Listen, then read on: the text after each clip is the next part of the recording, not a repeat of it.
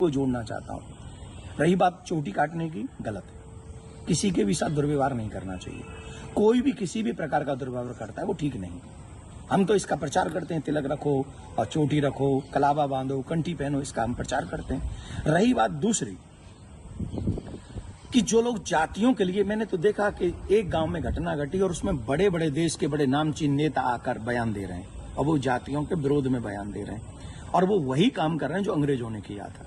मैं ये जानना चाहूंगा, अभी आप लोगों ने भी सुना होगा, मथुरा में एक कांड हुआ था। एक टेम्पो वाला पकड़ा गया था और उसने 23 लड़कियों के साथ दुर्व्यवहार किया था। उनकी वीडियो, उनकी पिक्चर्स और उनके सब हैं और वो हट जाति के थे। वो बच्चियां जो थी वो हट जाति की थी। तब कहां चले गए ये सारे मर्द? क्या एक पुरुष का मान सम्मान स्त्री के मान सम्मान से ज्यादा है? हम स्त्री के मान सम्मान के लिए क्यों नहीं खड़े हुए? इसका मतलब ये नहीं मैं कह रहा हूं कि पुरुष का अपमान हो जाए तो हो जाए। अपमान किसी का नहीं होना चाहिए।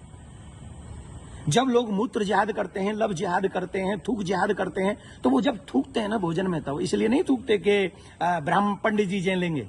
उसमें सब आते हैं, पंडित जी भी आते हैं, यादव जी भी आते हैं, सिंह साहब भी आते हैं, अग्रवाल जी भी आते हैं, चौधरी साहब भी आते हैं, लिमका भी आते हैं, ढिमका भी आते हैं, सब आते हैं। वो सबके लिए थूकते हैं, वो सबके लिए मूतते हैं, वो सबकी बहन बेटियों पे नजर रखते हैं। तब क्यों नहीं बोलते हम और आप सभी? बताइए, मैं जानना चाहता हूं। ये जितने भी लोग आज विवाद कर रहे हैं, ईमानदारी से बताइए, भगवान श्री राम किस लिए आए थे? वो तो क्षत्रिय थे। भगवान श्री कृष्ण किस लिए आए? वो तो यदुवंशी थे ना। किस लिए आए थे बताइए मुझे, जरा जवाब दीजिए। जो अपनी अपनी जातियों के जो नेता बने बैठे हैं, मैं जानना चाहता हूं आपसे, जितने भी अवतार तुम्हारे सनातन में जिन पुराणों के अनुसार हुए, जिन पुराणों के अनुसार तुम अपने आप को हिंदू लिखते हो, किसके लिए अवतार हुए थे? वो धर्म की स्थापना के लिए हुए थे और धर्म की स्थापना करना ही हम सबका दायित्व है कि हम इस देश में धर्म की स्थापना करें, ना कि धर्म का खंडन करें।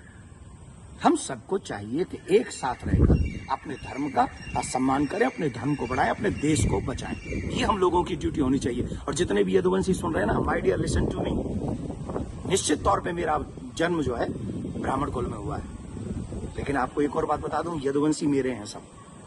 पूछिए कैसे? भगवान श्री कृष्ण का नामकरण जिन ऋषि ने किया था, गर्गः प्रोहितो राजन यदु नाम सुमहातप, मैं गर्गाचार्य जी का वंशज हूं। क्या मैं आपका बुरा चाहूंगा? क्या मैं जाटवों का बुरा चाहूंगा? मैं चौधरियों का बुरा चाहूंगा? मैं बनियाओं का बुरा चाहूंगा? किसी का बुरा नहीं चाहता।